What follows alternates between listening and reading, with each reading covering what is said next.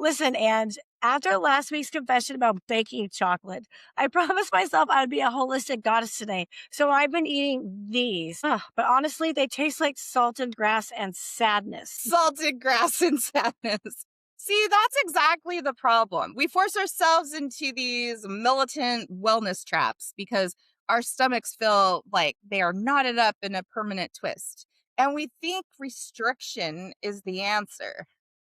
That's true. Or on the other end of the spectrum, we grab what's easy and in reach, which sometimes means our kids' dinosaur graham cracker cookies. You know, those sweet prehistoric sugar clouds. I Oh, think yeah. probably every parent can relate, right? That's absolute classic parenting survival strategy. If you're listening to us in your car right now, or if you are watching our faces on YouTube, and you have ever eaten a half crunch snack that you found on the bottom of a diaper bag or your purse just to keep yourself from fainting, drop a comment right now below this video. Tell us what your lowest snack thief moment was. Oh. We need to know we're not alone in this. And let us know too the absolute weirdest wellness food trend you bought into because you were desperately trying to fix your energy or your bloating. Celery juice, what is it? Charcoal lemonade. Drop it below in the comments. We want to laugh with you. And today we're moving past the fad diets and looking at the actual empirical chemistry of your second brain in our episode 2 of how to keep your shit together while everyone else is losing theirs. That's right. Let's get into the gut. We are pulling back the curtain on why a chaotic way of eating is completely wrecking our nervous systems, blowing up our bellies, and keeping us trapped on emotional roller coasters. Mm. So grab a glass of water, sit your beautiful self down, and let's figure out how to reclaim our second brain. Cue the music. Let's go.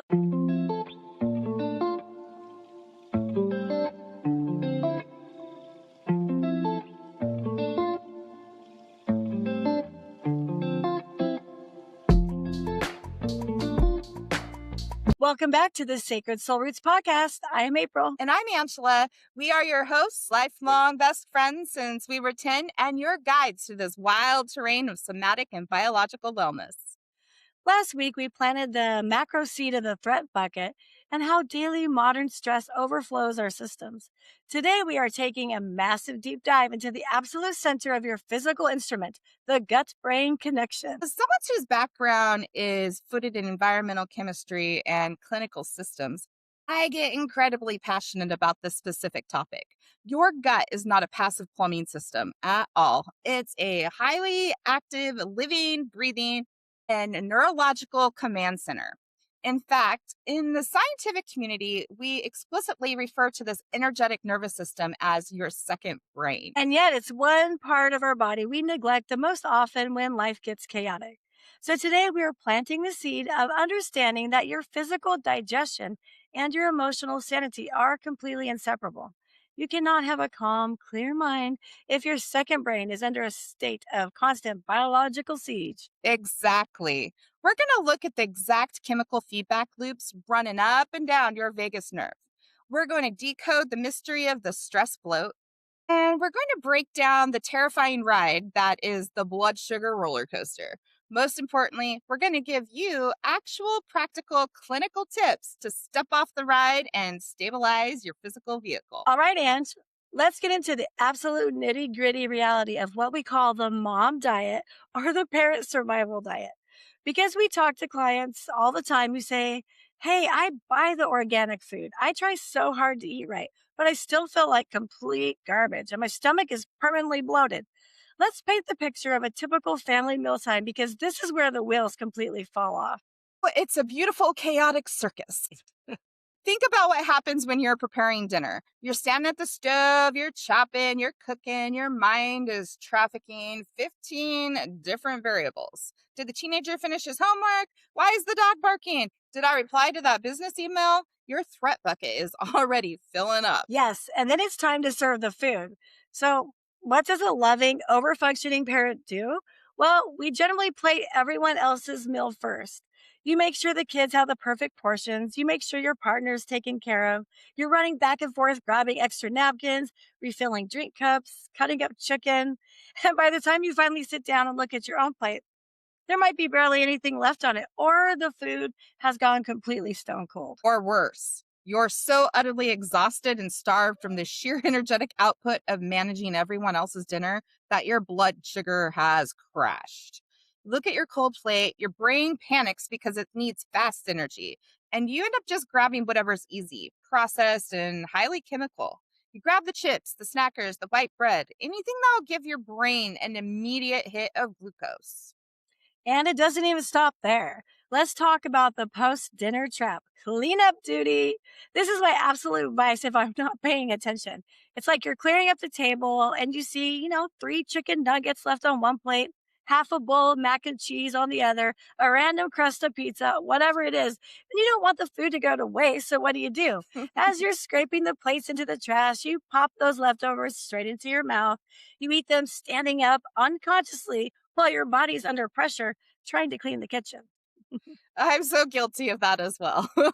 And what's the biological consequence of that? You end up eating way more volume than you ever even planned because it was consumed Oh, in fragments in an unconscious way. Your brain doesn't register it as a proper, nourishing meal. So an hour later, you feel physically overstuffed and your stomach is as hard as a rock and you're completely just dragging ass, just absolutely heavy cement like fatigue. right. Let's talk about the actual clinical science of why this happens. So, people might think I just have bad willpower or my metabolism is slow because I'm in my mid 40s. Let's break down what is happening to the stomach when we eat under that kind of daily pressure. Yeah, this is pure neurochemistry. When you are rushing, standing up, or mentally tracking a chaotic environment, your nervous system is firmly locked in the sympathetic state. That's the gas pedal, fight or flight mode. Your primitive brain thinks a predator is nearby. Now, think about it logically. If a saber-toothed tiger is chasing you, does your body care about digesting dinner? Absolutely not. So the brain immediately shuts down flow away from your stomach and your intestines, sending it to your arms and your legs so that you can run. It completely stalls the production of hydrochloric acid in your stomach. It halts the release of pancreatic enzymes and bile. Wow. So, when we stand over the sink or rush through a meal while we're stressed, we are throwing food into a biological stomach that has essentially turned its engine completely off. Exactly. The engine is off. The fire is out. So that food, even if it's beautiful and organic salad, it just sits in your stomach tract, unacidified and unbroken down.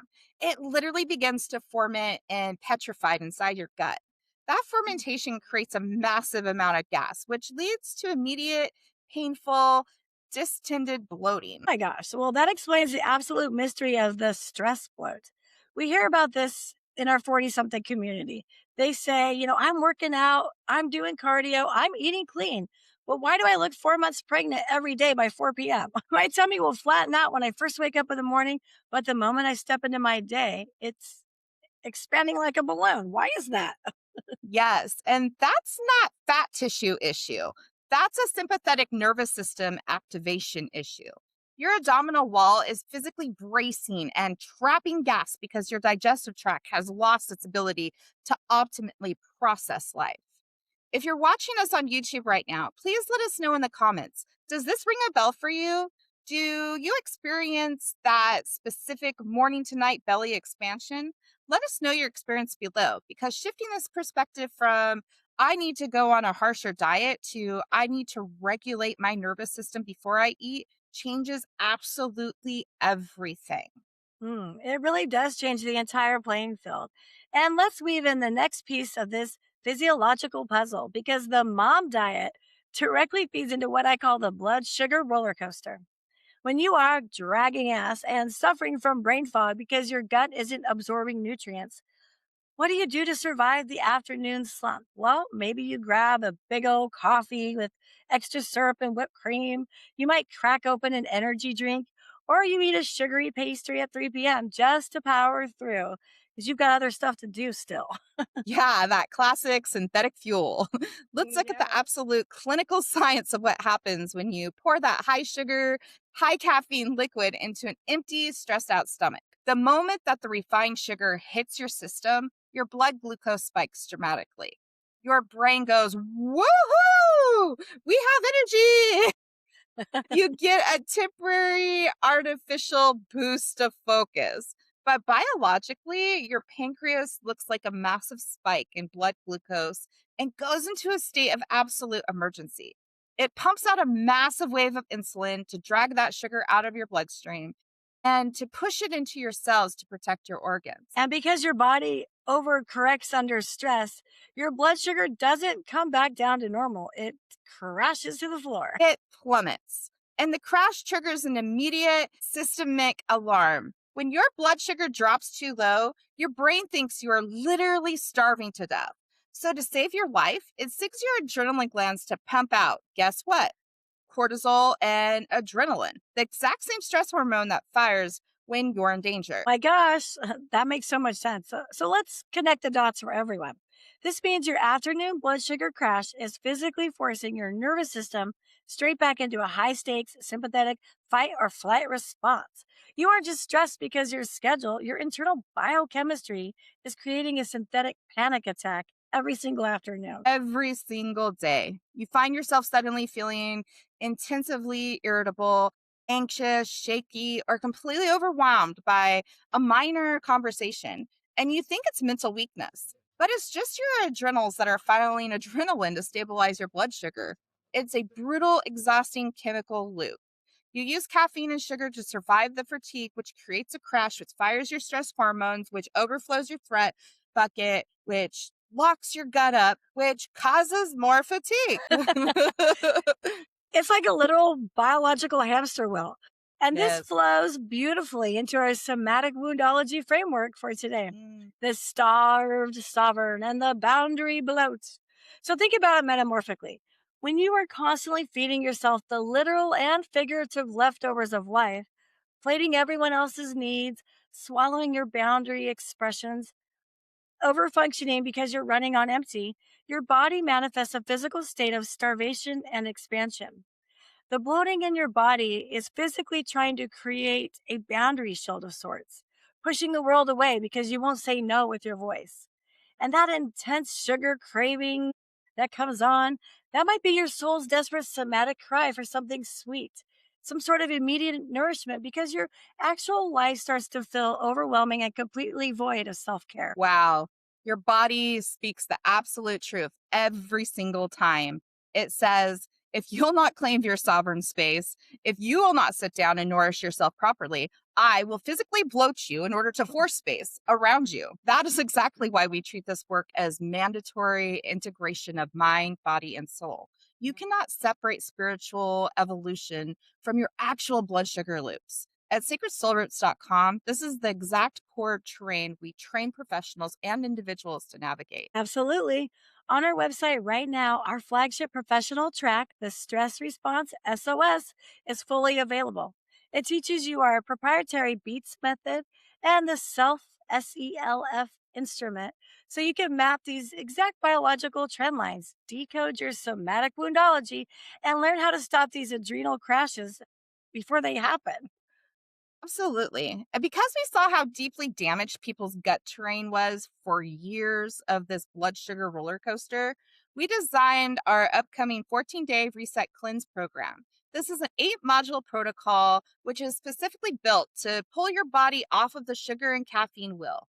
We give you full companion documents with gorgeous, simple, nutrition dense somatic meals structurally designed specifically to stabilize your blood glucose, soothe the gut lining, and give your pancreas and adrenalines an absolute cellular vacation. Right. And it pairs flawlessly with the Remembering, our Soulful Journey program. I just love that program.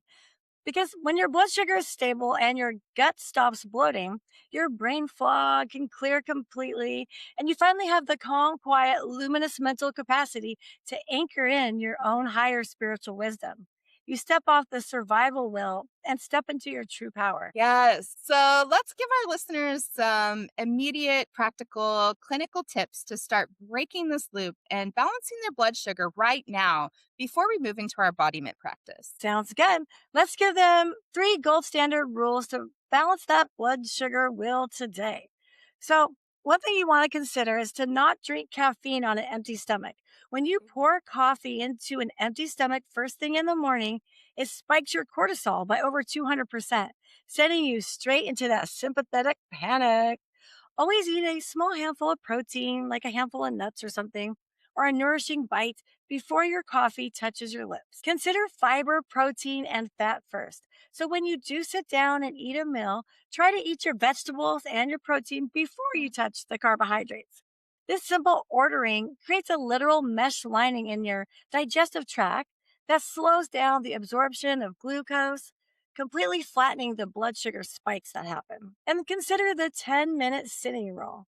No matter how busy your household is, make a sacred vow to sit your feet flat on the floor for at least 10 minutes while you consume your food. No standing over the sink, no cleaning while chewing.